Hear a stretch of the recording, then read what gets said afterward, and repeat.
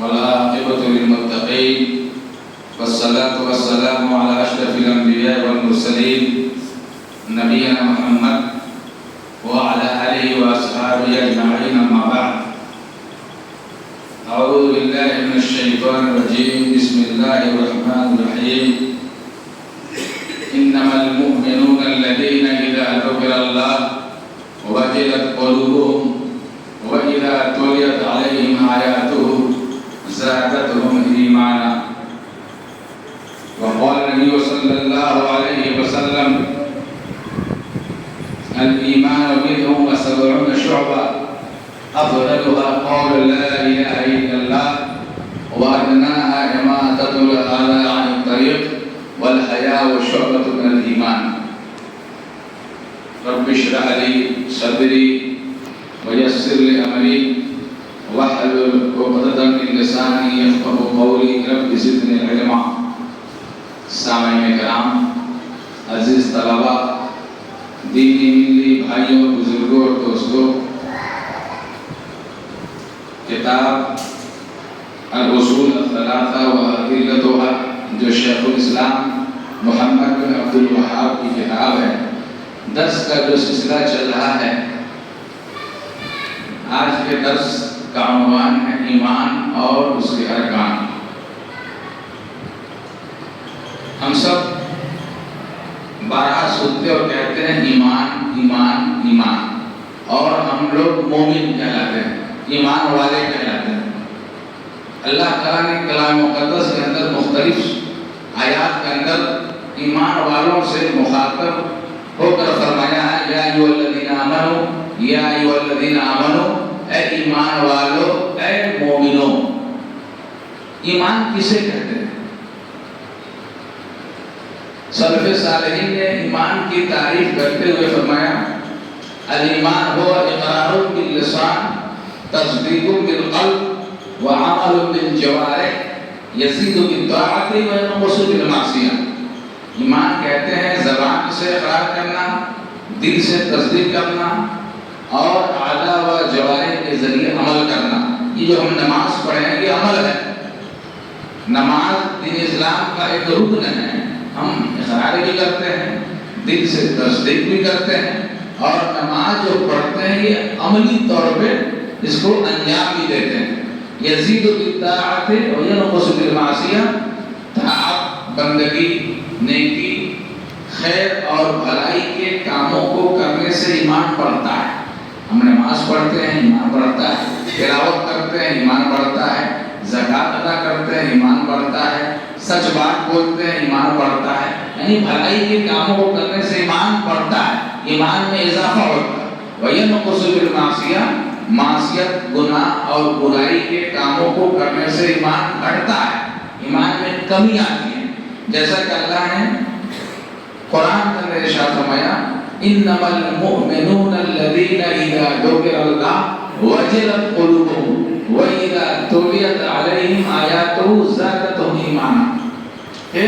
مومن ہوا ہے کہ جب اللہ کا ذکر آئے، انما المؤمنون الذین اذا ذکر اللہ، جب اللہ کا ذکر آئے، اللہ کا نام آئے تو اس کے دل پسیج جائے، پگھل جائے، نرم پڑ جائے.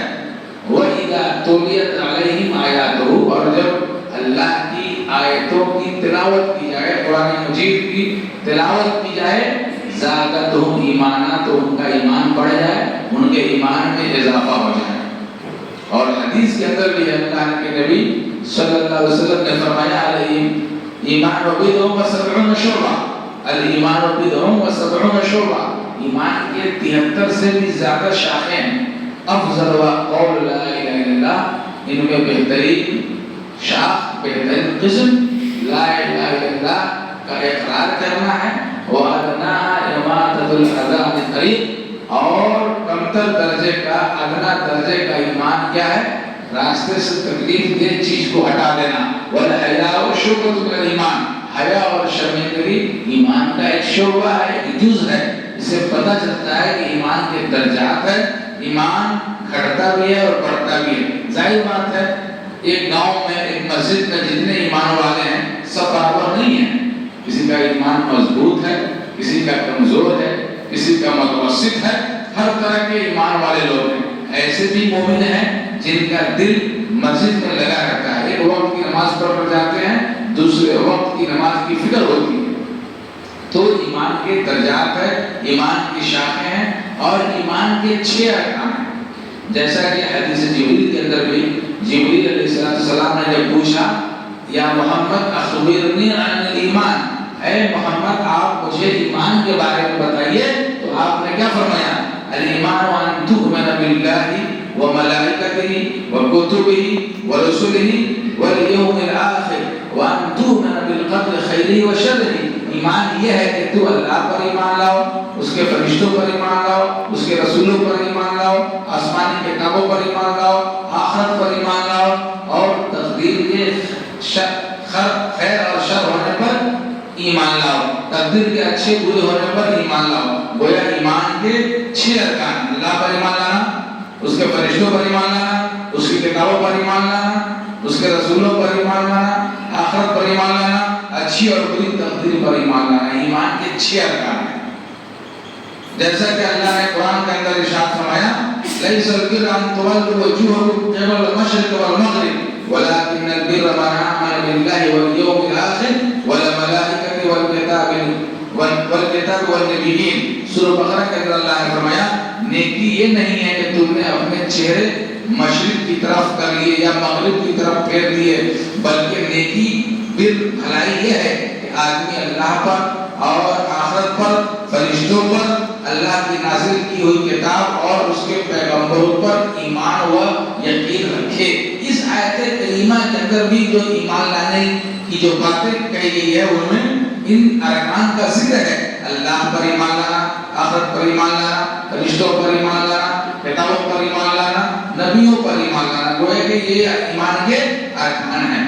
اور چھٹے رکن تقدیر کی خیر اور شر یا اچھی بری تقدیر سے متعلق اللہ نے فرمایا اِنَّا كُلَّ شَيْءٍ خَلَقْنَاهُ بِقَدْرٍ، کہ ہم نے ہر چیز کو ایک تقدیر کے ساتھ پیدا کی ہے۔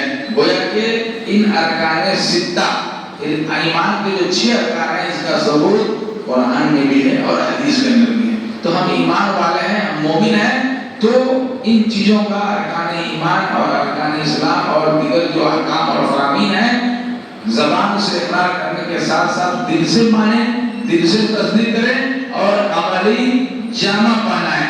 منافقین بھی لا الہ الا اللہ محمد رسول اللہ کا اقرار کرتے تھے، دکھاوٹی طور پہ، ظاہری طور پہ، وہ پکارتے بھی تھے، کہتے بھی تھے، لیکن دل سے اقرار نہیں کرتے تھے، دل سے نہیں مانتے تھے محمد اللہ کے رسول ہیں اور اللہ کے علاوہ کوئی معبود نہیں ہے۔ وہ منافقین اور دل سے نہیں مانتے تھے اور یہاں تک کہ کبھی کبھار عمل بھی کر لیتے تھے۔ تو پکا ایمان والا اور مومن ہونے کے لیے ضروری ہے کہ ہم زبان سے بھی اقرار کریں کہ اسلام کے 5 ارکان ہیں، ایمان کے جو 6 ارکان ہیں، زبان سے بھی اقرار کریں، دل سے تصدیق بھی کریں۔ اللہ ہے تو زبان سے اقرار کریں کہ اللہ تعالیٰ کہ عبادت کے لائق ہے، اللہ ہمارا معبود ہے، لا الہ الا اللہ محمد رسول اللہ، اور اس چیز کو دل سے بھی مانیں اور عمل کر کے دکھلائیں، تب ہم سچے پکے مسلمان کہلائیں گے، مومن کہلائیں گے۔ اللہ تبارک و تعالیٰ سے دعا ہے کہ اللہ تبارک و تعالیٰ ہمیں سچے دل سے ارکان اسلام اور ارکان ایمان کو ماننے اور اس پر عمل کرنے کی توفیق عطا فرمائیں۔ وصلی اللہ علی نبینا محمد وعلی آلہ واصحابہ اجمعین، والسلام علیکم ورحمۃ اللہ وبرکاتہ۔